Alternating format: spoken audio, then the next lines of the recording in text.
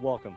I'm Ranger Larry Perez with the National Park Service, and we're about to show you just what makes this river so unique among the world's many waterways. Over the course of millennia, the life cycles of Everglades wildlife have grown in tune with the seasonal fluctuations between high and low water.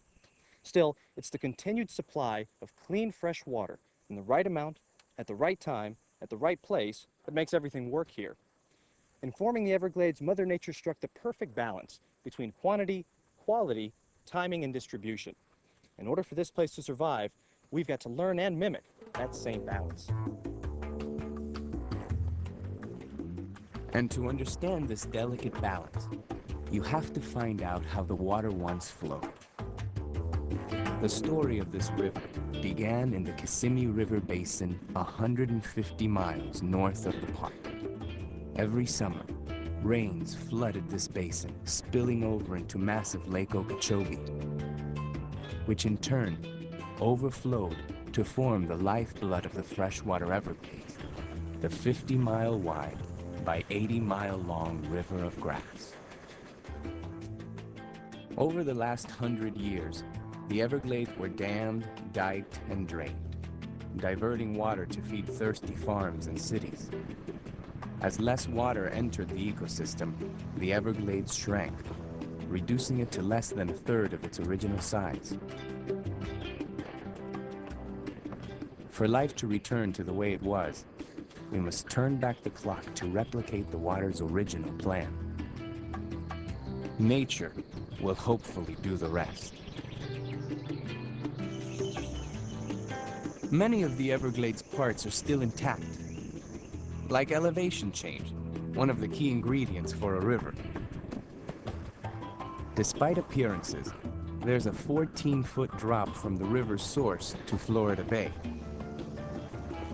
It's not much, but enough to change this environment dramatically. Where elevation is lowest, you find a wet sawgrass prairie. Add a few inches, a tree island emerges.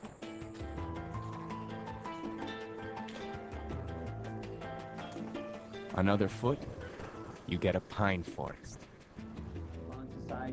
But the one thing you'll never encounter here is a swamp. A lot of people come out here and they expect to see that proverbial swamp. The water would be stagnant. There'd be cypress trees and mangroves all over the place, right? Yeah, that's what a lot of people expect. But this is the true Everglades right here, what you're looking out into. In the true Everglades, the river is always moving. And as it does, it passes through nature's filter. Some plants eliminate pollutants and leave the water surprisingly clear. They spread across the open Everglades area. Together, elevation change and water work in mysterious ways. Where there's a hole in the Everglades limestone pavement, water collects inside, resulting in a cypress dome, a kind of tree island. It's the sort of watery sanctuary that animals seek during South Florida's long, dry winter. Walking through a cypress dome, you quickly realize that the closer you get to the middle, the deeper the water gets. The deeper the hole, the more water that's retained during the dry season. And those trees lucky enough to get the most water and nutrients tend to grow the tallest.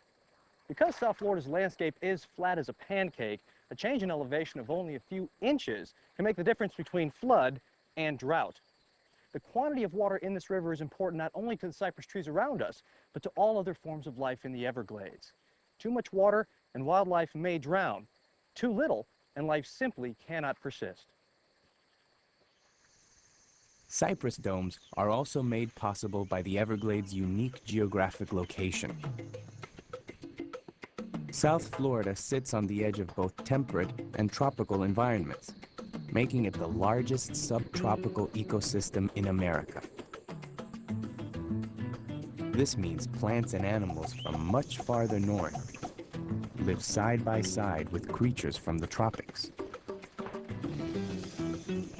Almost 400 species of birds, 50 kinds of reptiles, dozens of mammals, and countless fish and insects.